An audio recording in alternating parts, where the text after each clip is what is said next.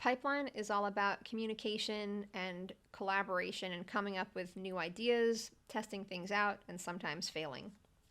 You'll have a collection of pipeline tools, a bucket, some balls, a stopwatch, and some blue tape. To set up this space, you'll want to have all the pipeline tools in one location so the students can pick the ones they want. You'll have a piece of blue tape that's set up about 20 paces away from the bucket. That'll be the starting line.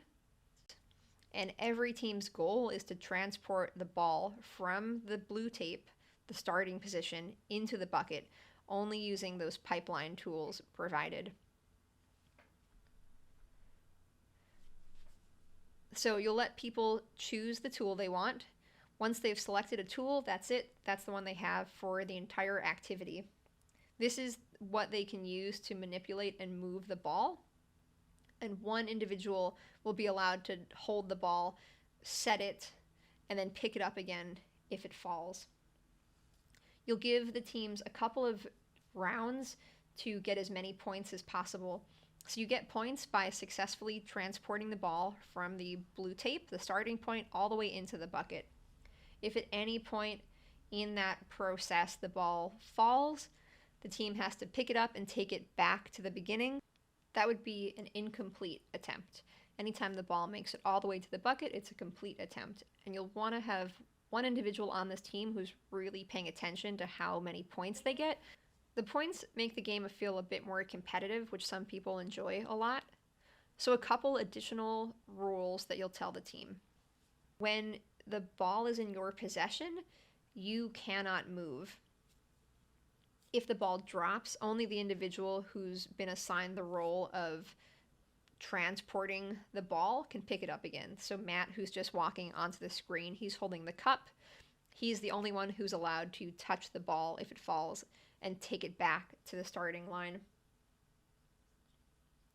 And then the final rule is that the ball has to pass through everyone's object at least one time, or the attempt doesn't count.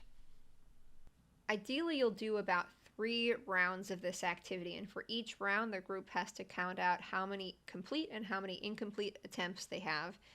You should have one person whose role is to count that up and report back to you. And inevitably, the group will have a lot of questions, so having that same person be the liaison to you is also highly suggested.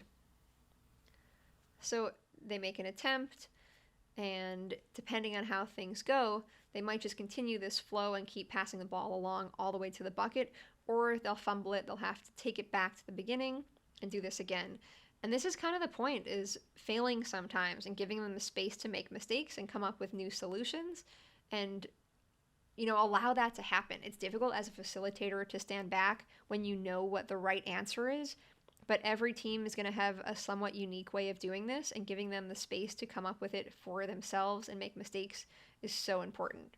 So you won't just have one team who's doing this. You'll have divided your big group into 3 small teams, and each team is going to be building a pipeline and sending a ball into the bucket in the middle of this space. Having the groups divided into these teams of about 10 makes it easier for them, but it will be a little more chaotic for you to manage.